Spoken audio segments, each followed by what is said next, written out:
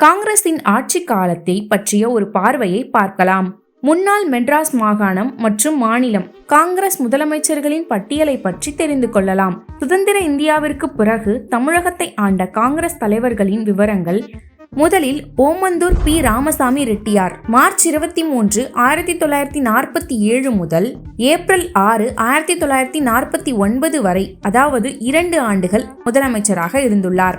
இரண்டாவது B. S. Kumaraswamy ராஜா April 6, 1949 முதல் April 9, 1952, அதாவது 3 ஆண்டுகள் 3 நாட்கள் என ஆட்சி அமைத்துள்ளார்.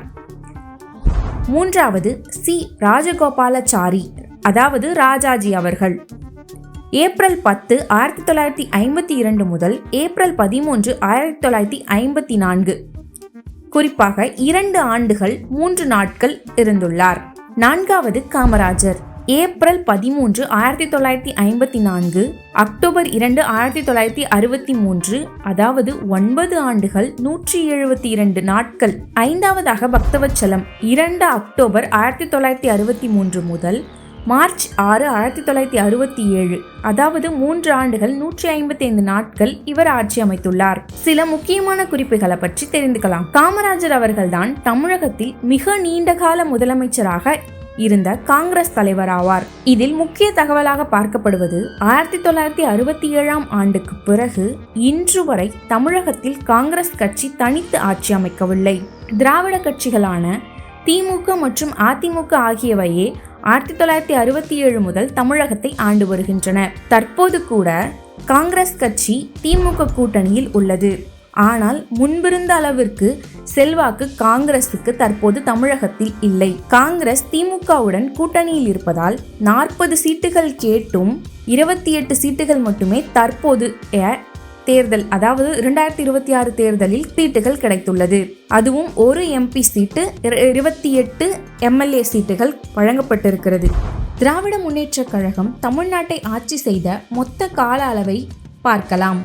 1967 முதல் முதலில் ஆட்சி அமைத்தது திமுக. திமுக 5 முறைக்கும் மேலாக தமிழகத்தை ஆண்டுள்ளது.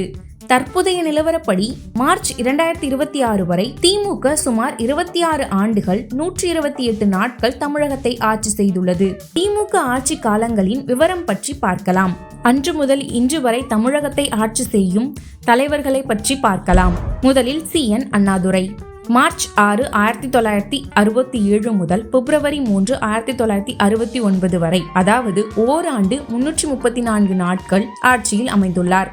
இரண்டாவது மு. கருணாநிதி பிப்ரவரி 10, 1969 முதல் ஜனவரி 31, 1976 என 6 ஆண்டுகள் 355 நாட்கள் ஆட்சியில் இருந்துள்ளார். மூன்றாவது முறையாக மு. கருணாநிதி ஜனவரி 27, 1989, ஜனவரி 30, 1991 என 2 ஆண்டுகள் 3 நாட்கள் ஆட்சியில் இருந்துள்ளார்.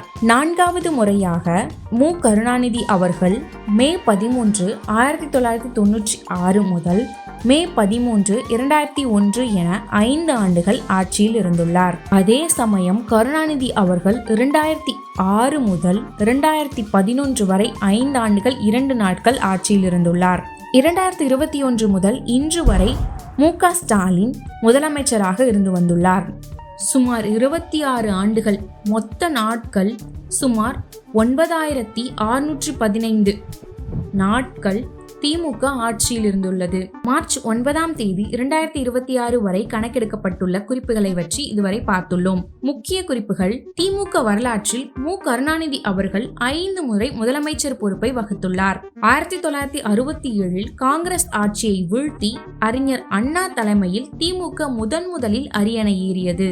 தற்போது மு. க. ஸ்டாலின் அவர்கள் தலைமையிலான ஆட்சி 2021 தொடங்கி தொடர்ந்து நடைபெற்று வருகிறது. 2026 தேர்தலில் யார் வெற்றி பெறுவார் என்பது இனிதான் தெரிய வரும். அனைத்திந்திய அண்ணா திராவிட முன்னேற்ற கழகம் தமிழ்நாட்டை ஆட்சி செய்த மொத்த கால அளவை பற்றி பார்க்கலாம். 1972 தொடங்கப்பட்ட இந்த கட்சி 1977 முதல் முறையில் ஆட்சி அமைத்தது. அதிமுக கட்சி இதுவரை மொத்தம் சுமார் 30 ஆண்டுகள் 126 நாட்கள் தமிழகத்தை ஆட்சி செய்துள்ளது. அதிமுகவின் முதலமைச்சராக இருந்தவர் எம்ஜிஆர். எம்.ஜி. ராமச்சந்திரன் அவர்கள் ஜூன் 30, 1977 முதல் டிசம்பர் 24, 1987, அதாவது 10 ஆண்டுகள் 162 நாட்கள் ஆட்சியில் இருந்துள்ளார். அடுத்து எம்ஜிஆரின் மனைவி ஜானகி ராமச்சந்திரன் ஜனவரி 7, 1988 முதல் ஜனவரி 30, 1988, அதாவது 23 நாட்கள் ஆட்சியில் இருந்துள்ளார். அதன் பிறகு ஜெயலலிதா அவர்கள் ஒருமுறை ஜூன் 24, 1991 முதல் மே 12, 1996 என 4 ஆண்டுகள் 323 நாட்கள் ஆட்சி அமைத்துள்ளார். இரண்டாவது முறையாகவும் ஜெயலலிதா அவர்கள் மே 14, 2001 முதல் செப்டம்பர் 21, 2001 என 130 நாட்கள் ஆட்சியில் இருந்துள்ளார். ஜெயலலிதாவின் இந்த ஆட்சி காலத்திலேயே ஓ. பன்னீர்செல்வம் அவர்கள் செப்டம்பர் 21, 2001 முதல் மார்ச் 2, 2002 வரை, அதாவது 162 நாட்கள் ஆட்சியில் இருந்துள்ளார்.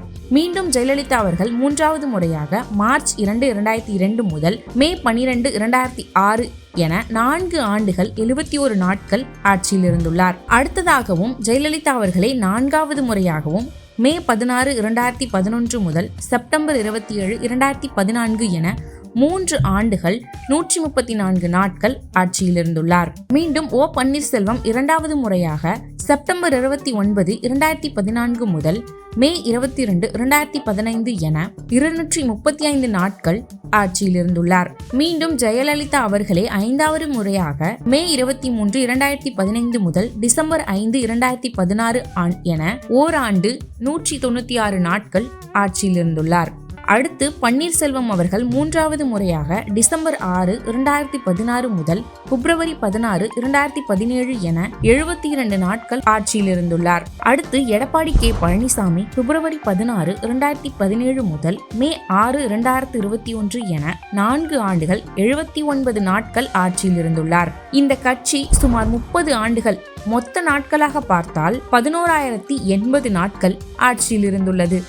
அதிமுக ஆட்சியின் முக்கிய மைல்கல்லாக பார்க்கப்படுவது எம்ஜிஆரின் சத்துணவு திட்டம். அது மட்டுமல்லாமல் புரட்சிகரமான சமூக நல திட்டங்களை அறிமுகப்படுத்தியது. தொடர்ச்சியாக 10 ஆண்டுகள் முதல்வராக இருந்த பெருமைக்குரியவர் ஜெயலலிதா அவர்கள். அம்மா உணவகம், தொட்டில் குழந்தை திட்டம், விலையில்லா மிதிவண்டி மற்றும் மடிக்கணினி வழங்குதல் போன்ற பல்வேறு மக்கள் நலப்பணி திட்டங்களை கொண்டு வந்துள்ளார். தொடர் வெற்றிகளாக பார்க்கப்படுவது 1984க்கு பிறகு 2016 தமிழகத்தில் தொடர்ச்சியாக 2வது முறை ஆட்சியை பிடித்த முதல் கட்சி அதிமுக ஆகும்.